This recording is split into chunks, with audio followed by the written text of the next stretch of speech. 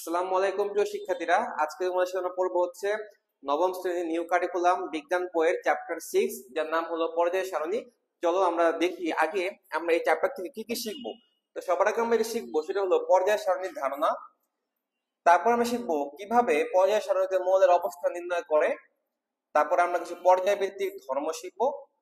তারপরে কিছু বিশেষ নাম শিখবো। তারপরে পর্যায় সারণীর সুবিধা শিখবো। তো সবার আগে আমরা চলো পর্যায় সারণীর ধারণা, ইতিহাস বা পটভূমি থেকে শুরু করি।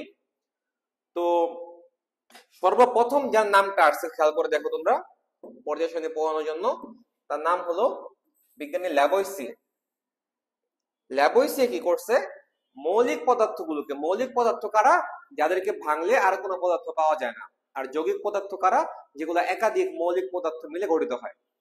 তো প্রথমে যেটা করলো যে মৌলিক পদার্থগুলোকে ধাতু ও অধাতু এই দুইটা ভাগে ভাগ করলো, যেটা তোমরা এখন প্রায় সবাই জানো। কিন্তু নতুন আরো একটা ভাগ বর্তমানে আসছে, সেটা হলো তোমার অপধাতু। বলো তো অপধাতু কারা? যেমন সিলিকন, জার্মেনিয়াম, এগুলা। যাই হোক, এগুলা সে বলে নাই। আর এখানে কিছু মৌলিক পদার্থ দেওয়া হয়েছে, অক্সিজেন, নাইট্রোজেন, হাইড্রোজেন, এগুলো সম্পূর্ণ মৌলিক পদার্থ। আর যে যৌগিক পদার্থ বলি, তোমরা দেখো CH4 যৌগিক পদার্থ। তারপরে তোমার কার্বন ডাইঅক্সাইড, এটাও কি বলতো যৌগিক পদার্থ, যেগুলি তোমার একাধিক মৌলিক পদার্থ মিলে গঠিত হয়েছে। এবং কার্বন এবং হাইড্রোজেন ইন্ডিভিজুয়ালি মৌলিক পদার্থ হলেও ওদেরকে মিলে মিথেন একটি যৌগিক পদার্থ গঠিত হয়েছে। তো এইভাবে একটা মৌল আবিষ্কারের একটা সূত্রপাত হয় তার সময়। ল্যাভোইসিয়ে, সালটা তখন 1989, অর্থাৎ তখন বাংলাদেশে মনে হয় এরশাদের আমল মাত্র শেষ হইলো। আচ্ছা, যাই হোক, মুক্তিযুদ্ধের পরের সময়। এরপরে যার নামটা আসবে ল্যাভোইসিয়ের পরে, তার নাম হলো বিজ্ঞানী ডোভে রাইনার। ডোভে রাইনারের ত্রয়ী সূত্র খুবই ফেমাস, ত্রয়ী সূত্র। তো ডোভে রাইনার আমাদেরকে কি বলছে আমরা একটু শিখে নেই। সে আমাদেরকে বলছে যে তিনটা মৌল যদি আমি সিরিয়ালি রাখি, তাহলে দ্বিতীয় মৌলের পারমাণবিক ভর হবে প্রথম ও তৃতীয় মৌলের পারমাণবিক ভরের যোগফলের অর্ধেক বা তার কাছাকাছি। মানে 1, 2, 3, তিনটা মৌল যদি আমি সিরিয়ালি রাখি, প্রথম আর তৃতীয় মৌলের ভরের যোগফলের অর্ধেক হবে দ্বিতীয় মৌলের ভরের সমান বা তার কাছাকাছি। সর্বপ্রথম যে তিনটা মৌল দিয়ে এই আবিষ্কারটা তোমার এক্সপ্লেইন করা হয়েছে, সেটা হলো ক্লোরিন, ব্রোমিন আর আয়োডিন। চলো আমরা এক্সাম্পল দিয়ে দেখি।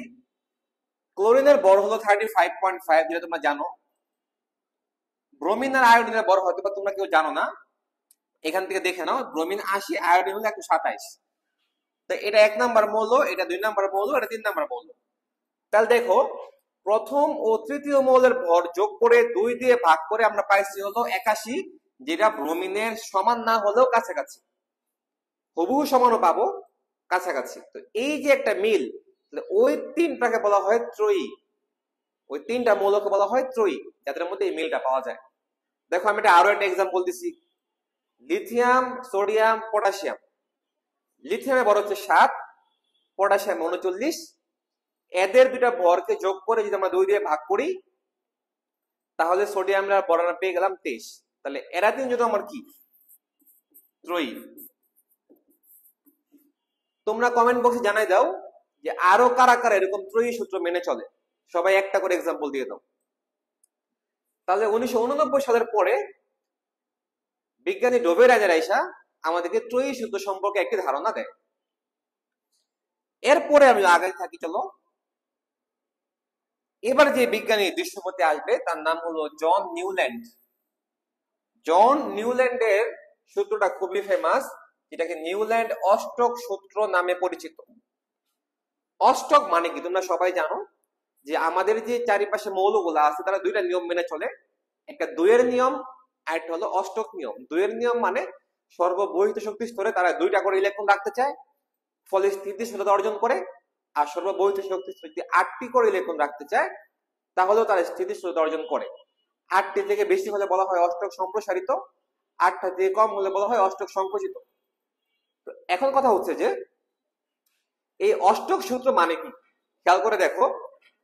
তোমাদের একটু গ্রুপ সম্পর্কে আইডিয়া আছে। ধরো গ্রুপ 1 যারা, গ্রুপ 1 এর যে মৌলগুলা hydrogen, lithium, sodium, potassium, electron বিন্যাস করে দেখো। হাইড্রোজেনের ক্ষেত্রে বাহিরে ইলেকট্রন একটা, লিথিয়ামের ক্ষেত্রে দেখো বাহিরে ইলেকট্রন কয়টা? একটা। সোডিয়ামের ক্ষেত্রে দেখো বাহিরে ইলেকট্রন একটা। তাহলে এদের লাস্ট শেলের ইলেকট্রনের মধ্যে একটা বৈশিষ্ট্যের মিল পাওয়া গেছে না? সবারই একটা করে ইলেকট্রন, ফলে কিন্তু এদেরকে একই গ্রুপে অবস্থান দেওয়া হয়েছে। আবার তোমরা গ্রুপ 2 এর ক্ষেত্রে যদি আসো, তোমরা পড়ছো না বিরিয়ানি, মোগলাই, কাবাব সরিয়ে বাড়িতে রাখো। তো বেরিলিয়ামে আসে যদি আমরা রাখি, বেরিলিয়াম যদি ড্র করি, বেরিলিয়াম হলো 4 নম্বর মৌল, ওর বাহিরে দুটা ইলেকট্রন। আমরা তারপরে ম্যাগনেসিয়ামে যদি আসি,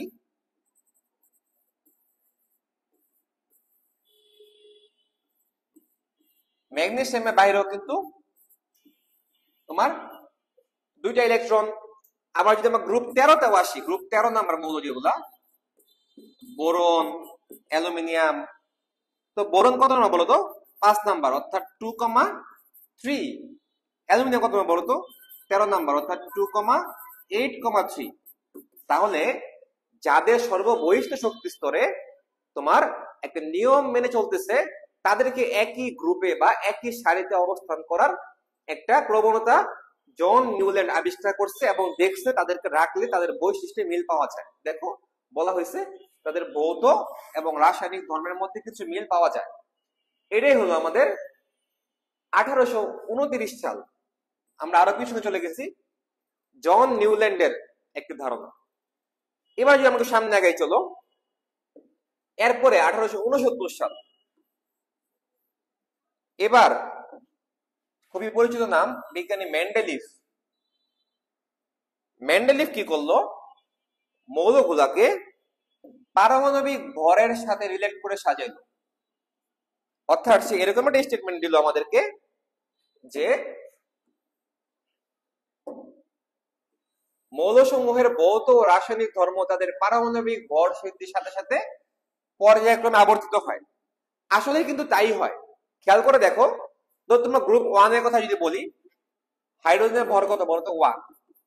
তারপরে লিথিয়াম, লিথিয়াম ভর কত তোমার বাড়তেছে? 7। তারপর তোমার সোডিয়াম, ওর ভর কত হচ্ছে? বাড়তেছে 23। অর্থাৎ পারমাণবিক ভর বৃদ্ধির সাথে সাথে পর্যায়ক্রমিক তোমার বৈশিষ্ট্যগুলো আবর্তিত হচ্ছে। কিন্তু এই ভর থেকে আবিষ্কার করতে যাইয়া কিছু সীমাবদ্ধতা ধরা পড়ছে, এটা আমি তোমাদেরকে বলবো। তো মোটামুটি এটাই পর্যায় সারণীর সবচেয়ে স্টেবল একটা ইনভেনশন ছিল। আগে এগুলো তো তাও ভেঙে যাচ্ছিল আবিষ্কার গুলা, কিন্তু এইটা অনেকদিন স্থায়ী হয়েছে। এবং এইবারই প্রথম পর্যায় সারণীর নাম দেওয়া হয়েছে পিরিয়ডিক টেবিল। খেয়াল করে দেখো, এই প্রথম এই পুরা জিনিসটাকে সাজানো হয়েছে তোমার 12টা হরিজন্টাল সারি, অনুভূমিক, আর 8টি খাড়া কলাম নাম দিয়ে নাম দেওয়া হয়েছে পর্যায় সারণী। এটাই কিন্তু এই প্রথম। এবং মেন্ডেলিফ কি করছে? কিছু ভবিষ্যৎবাণী করছে যে এই এই জায়গাগুলোতে এরকম কিছু মৌলিক পদার্থের সন্ধান ভবিষ্যতে পাওয়া যাবে। শেষ পর্যন্ত এরকম তখন মাত্র 63টি মৌলিক পদার্থ আবিষ্কার হয়েছিল। কিন্তু 12টা আর 8টা ঘর যদি আমরা সাজাই, তাহলে কিছু কিছু জায়গা ফাঁকা থেকে যায়। 63টা মৌল দিয়ে সবগুলা ঘর ফিল আপ করা যায় নাই। কিন্তু মেন্ডেলিফ এটা ভবিষ্যৎবাণী দিচ্ছে যে এই ফাঁকা স্থানে এরকম কিছু মৌল আবিষ্কার হবে, যেটা ভবিষ্যতে হয়েছে। তো এখন এই পারমাণবিক ভর দিয়ে যদি আমরা সাজাইতেছিলাম, তখন কিছু সীমাবদ্ধতা তৈরি হয়েছে। কিরকম সীমাবদ্ধতা তৈরি হয়েছে দেখো। নিয়ম অনুযায়ী হওয়া উচিত ছিল যে কম পারমাণবিক ভরের মৌল অধিক পারমাণবিক ভরের মৌলের আগে বসবে, মানে আগে 10, তারপরে 12, তারপরে 14, এই সিরিয়ালে যাবে, তাই না? কিন্তু একটা ব্যতিক্রম হয়েছে কোথায় দেখো, যে আর্গনের পারমাণবিক ভর 40 হওয়া সত্ত্বেও পটাশিয়াম কিন্তু আগে বসাইছিল। এই যে পটাশিয়ামের ভর হলো 39, আর আর্গনের ভর হলো 40। দেখো নিয়মটা কি বলছে? বলছে কম পারমাণবিক ভরের মৌল অধিক পারমাণবিক ভরের মৌলের আগে বসা ছিল। কিন্তু আমাদের যেটা হয়েছে, আর্গন পড়ছে 18 নম্বরে, পটাশিয়াম পড়ছে 19 নম্বরে। কিন্তু সিরিয়ালি হওয়ার কথা ছিল কি, পটাশিয়ামটা আগে বসবে, আর্গনটা পরে বসবে। এটা একটা ব্যতিক্রম দেখা গেছে। এবং হাইড্রোজেনের যে অবস্থানটা, হাইড্রোজেনটাকে আমি কোথায় বসাবো, এই ব্যাখ্যাটাও এই মেন্ডেলিভ আমাদেরকে দিতে পারে। তাহলে পারমাণবিক ভর দিয়ে পর্যায়ে সাজাইলে কিছু একটা সমস্যা আছে। এই সমস্যার সমাধান করতে হলো বিজ্ঞানী মোসলে। দেখো, এবার আমরা 1913 সালে এসে পড়ছি। বিজ্ঞানী মোসলে আমাদেরকে বলছে যে যদি আমরা পারমাণবিক ভরের পরিবর্তে পারমাণবিক সংখ্যা অনুযায়ী সাজাই, তাহলে আমাদের পর্যায় সারণীটা সবগুলো নিয়ম মেনে চলবে। খেয়াল করে দেখো, মাত্র আমরা এটা পড়লাম, আর্গনের পারমাণবিক সংখ্যা হচ্ছে 18, পটাশিয়াম হচ্ছে 19। এবার তো আমার সিরিয়াল মানতেছে। আগে যে সমস্যাটা হলো, এটা পারমাণবিক সংখ্যা দিয়ে সাজালে হচ্ছে না। তাহলে এটাই হচ্ছে আমাদের ফাইনাল পর্যায় সারণী, যেখানে আমরা ডিসাইড করলাম যে পারমাণবিক ধর্ম, ভৌত ও রাসায়নিক মানে বৈশিষ্ট্যগুলা পারমাণবিক সংখ্যা অনুযায়ী আবর্তিত হয়, ঠিক আছে, পারমাণবিক ভর অনুযায়ী না। এই হচ্ছে আমাদের পর্যায় সারণীর ইতিহাস। এরপরে আমরা আমাদের পর্যায় সারণীটা পাইলাম। দেখো, এটাই হলো আমাদের আধুনিক বা মডার্ন পিরিয়ডিক টেবিল, আধুনিক পর্যায় সারণী। তোমাদের সাথে আমি একটু আলোচনা করি পর্যায় সারণীটা কেমন করা হয়েছে।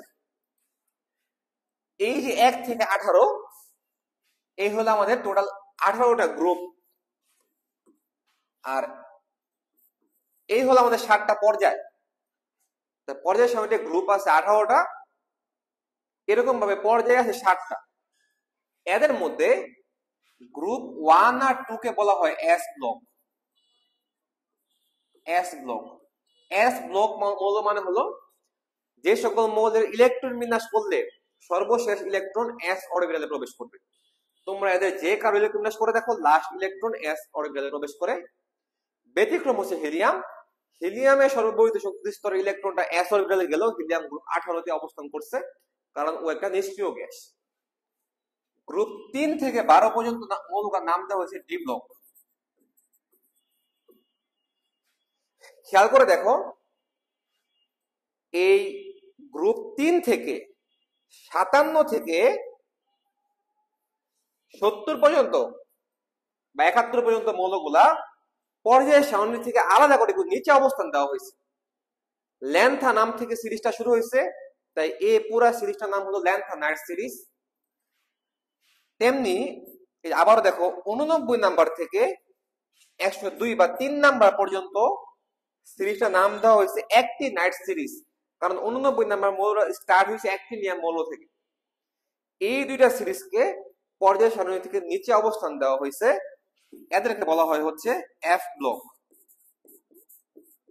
একটু পরে এটাতে ডিটেইলস আলোচনা করব। আর গ্রুপ 13 থেকে 18 পর্যন্ত নাম দেওয়া হয়েছে তোমার পি ব্লক।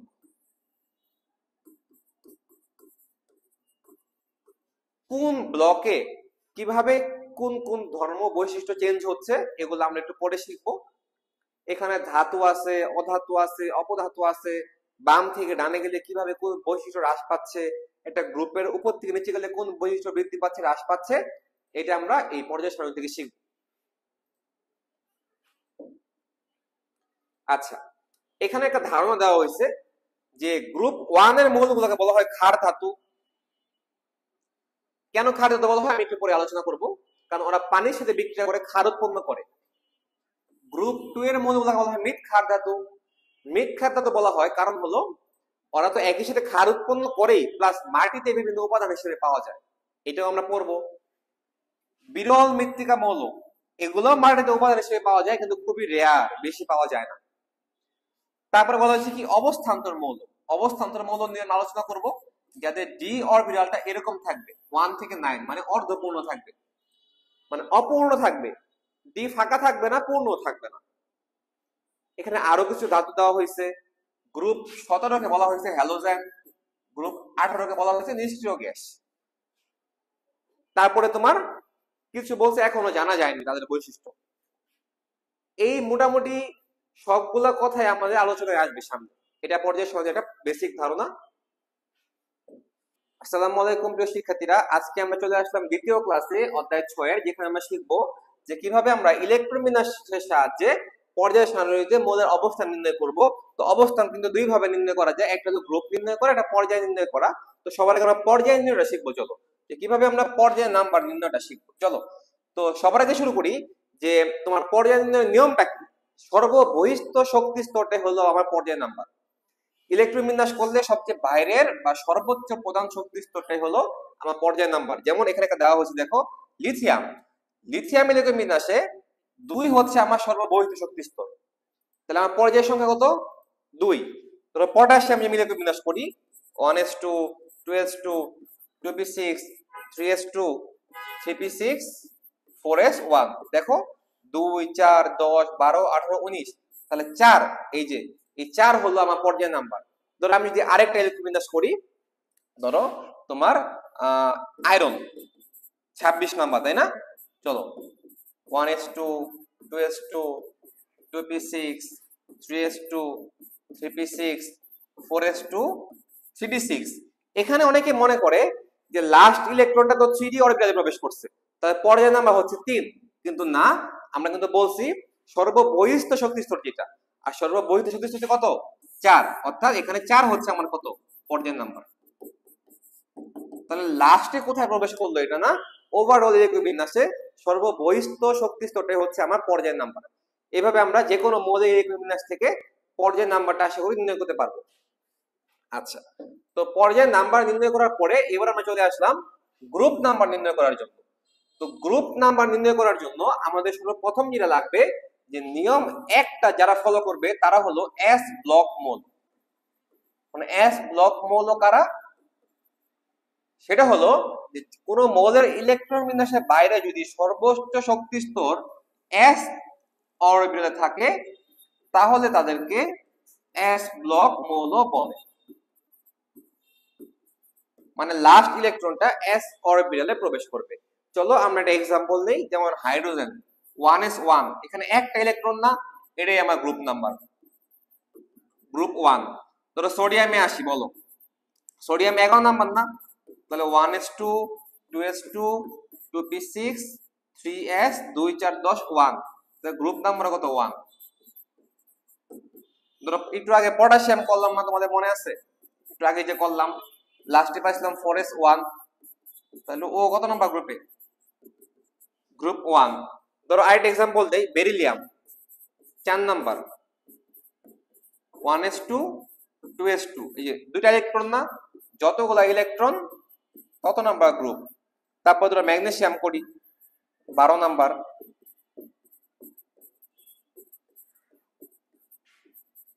3s2, এই দেখো 2 4 10 12, দুইটা ইলেকট্রন না, তো গ্রুপ হলো 2। অর্থাৎ আমরা শিখলাম এস অরবিটালে যতগুলো ইলেকট্রন থাকবে ওটাই হচ্ছে আমার গ্রুপের নাম্বার। এই হলো প্রথম নিয়ম। আচ্ছা, এবার চলো আমরা দ্বিতীয় নিয়মে আসি। তো দ্বিতীয় নিয়মের ক্ষেত্রে আমরা যেটা করব সেটা হলো যে এটা মানবে হচ্ছে পি ব্লক মৌল। যারা পি ব্লক মৌল, পি ব্লক মৌল কারা? যেখানে ইলেকট্রন বিন্যাসের সর্বশেষ ইলেকট্রনটা পি অরবিটালে প্রবেশ করবে। এক্ষেত্রে নিয়মটা হচ্ছে, দেখো বোরন 5 নাম্বার, পিতে গেছে পি এর ইলেকট্রন প্লাস নিকটস্থ এস এর ইলেকট্রন প্লাস 10, অর্থাৎ 1 প্লাস 2 প্লাস 10 13, অর্থাৎ পি অরবিটাল ইলেকট্রন প্লাস ওর পাশে যে এস আছে তার ইলেকট্রন প্লাস 10। চলো আমরা আরো দেখি। ধরো অ্যালুমিনিয়াম, এটা কিন্তু গ্রুপ 13 তে দেখলা। অ্যালুমিনিয়াম কত নম্বর মৌল দেখো তো? 13 নম্বর মৌল। খেয়াল করে দেখো 1s2 2s2 2p6 2 4 10 12 13। তাহলে চলো আমরা শুরু করি। 1 প্লাস 2 প্লাস 10, কত হলো? গ্রুপ নাম্বার কত দাঁড়ালো? 13। তারপরে চলো আমরা শুরু করি। ধরো সিলিকন 14 নাম্বার না, ওই যে ওটার মধ্যে জাস্ট লাস্টে কি হবে? 3p2 3s2 3p2, 2 plus 2 plus তোমার 10, অর্থাৎ 14 নাম্বার গ্রুপ। ধরো তোমার আরেকটা শুরু করি, চলো অক্সিজেন 16 নাম্বার। দেখি তো তোমাদের এই হিসাবে দিলাম তোমরা ভিডিওটা পজ করে জানাই দাও অক্সিজেন কত নাম্বার গ্রুপে, একটু চেষ্টা করো, এরপরে মিলাই নাও আমার সাথে। 1s2 2s2 2p6 3s2 2 4 10 12 3p4। তাহলে দেখো পি এর ইলেকট্রন প্লাস এস এর ইলেকট্রন প্লাস 10 এই যে 16, তাহলে অক্সিজেন হলো গ্রুপ 16 তে। এই হচ্ছে আমাদের নিয়ম 2। এবার আমরা আসি চলো নিয়ম 3 এ। নিয়ম 3 হলো এবার আমাদের যে ব্লকটা নিয়মটা মানবে তাদেরকে বলা হয় ডি ব্লক মৌল। অর্থাৎ কোন মৌলের ইলেকট্রন বিন্যাসে সর্বশেষ ইলেকট্রনটা যদি ডি অরবিটালে প্রবেশ করে তাদেরকে ডি ব্লক মৌল বলে।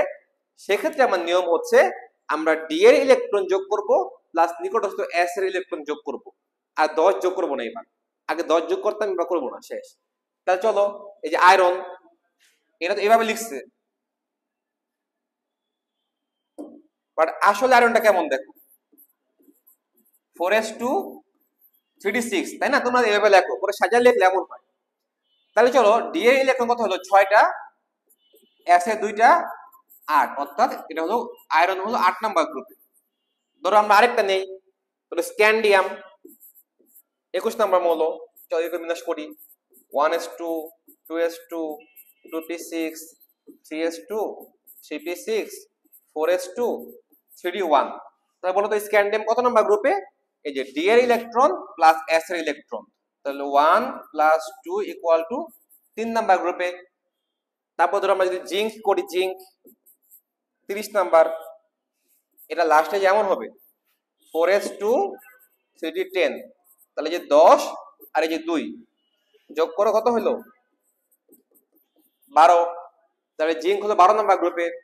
এইভাবে আমরা নিয়ম 3 এর সাহায্যে তোমার ডি ব্লক মৌলেরও গ্রুপ নির্ণয় শিখে গেলাম। এখানে কিছু উদাহরণ দেওয়া হয়েছে যে হিলিয়ামটা কিন্তু ব্যতিক্রম, কারণ হিলিয়াম অনুযায়ী ওর স্থান প্রকৃত ছিল গ্রুপ 2 এ, কিন্তু নিষ্ক্রিয় গ্যাস হওয়াতে হিলিয়ামকে আমরা নিয়ে গেছি গ্রুপ 18 তে। তার প্রথমটা যেহেতু 1s1, তার নিচে এস ব্লক মানে প্রথম নিয়ম মানছে। লাস্ট ইলেকট্রন পিতে গেছে যারা, যেগুলোতে লাস্ট ইলেকট্রন পিতে গেছে তারা সবাই 2 নাম্বার নিয়ম মানছে। যার লাস্ট ইলেকট্রন এসে গেছে ও মানছে আমার 1 নাম্বার নিয়ম। আর এটা তো এরকম না, এটা আমরা লিখলে হয় 4s2 3d6, পরে সাজায় লেখা হয়েছে যার লাস্টে ইলেকট্রন ডি অরবিটালে গেছে সে মানে হচ্ছে নিয়ম নাম্বার 3। তো এর মাধ্যমে আমরা তোমার এই পর্যায় সারণীতে কিভাবে অবস্থান নির্ণয় করে সেটা আমরা শিখলাম। এবার চলো আমরা স্পেসিফিক ভাবে হাইড্রোজেন নিয়ে আলোচনা করি।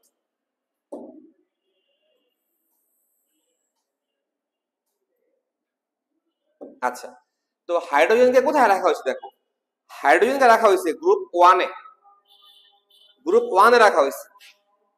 হা লি না কে রুবি চেচে ফেলেছে।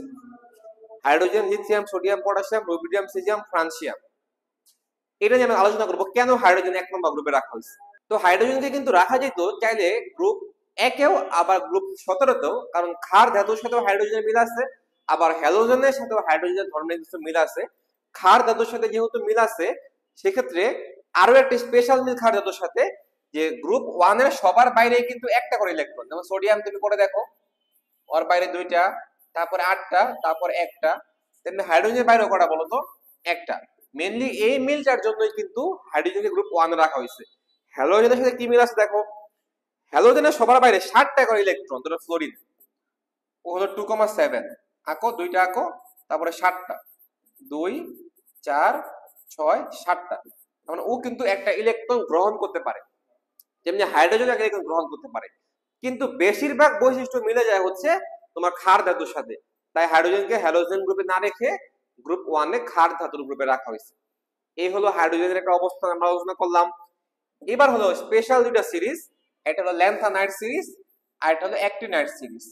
তো ল্যান্থানাইডের কিন্তু জায়গা পাওয়ার কথা ছিল 1 2 3 নাম্বার গ্রুপে। 3 নাম্বার গ্রুপের 6 নাম্বার পর্যায়ে জায়গা পাওয়ার কথা ছিল, কিন্তু এখান থেকে ওরা আলাদা করে পর্যায়ে নিচে স্থান দেওয়া হয়েছে। তোমার 57 থেকে 81 নম্বর মৌল। এই পুরা সিরিজটাকে বলা হয় ল্যান্থানাইট সিরিজ। আর তোমার অ্যাক্টিনাইট সিরিজের স্থান পাওয়ার কথা ছিল এই গ্রুপ 3-এরই 7 নাম্বার পর্যায়ে। এখান থেকে আলাদা করে ওদেরকে স্থান দেওয়া হয়েছে তোমার এই ল্যান্থানাইট সিরিজের নিচে, প্রবাবিলিটি 89 থেকে 103।